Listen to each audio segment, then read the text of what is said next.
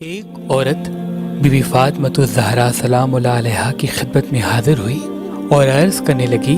اے بنت رسول اللہ، میں ہر پل کوشش کرتی ہوں کہ میرا میاں مجھ سے راضی رہے، مجھ سے پیار کرے، میرا خیال رکھے، میرا احساس کرے، میری قدر کرے، لیکن وہ دنیا کے کاموں میں مصروف رہتا ہے، میری طرف توجہ نہیں دیتا، مجھ سے پیار نہیں کرتا اور غیر عورتوں کی خوبصورتی میں مائل ہو چکا ہے۔ بس میں ایک کنیز کی زندگی بسر کر رہی ہوں، بس یہ کہنا تھا۔ تو بنت رسول اللہ بی بی فاطمہ زہرا سلام اللہ علیہا نے فرمایا، تم اپنی ایک عادت بنا لو،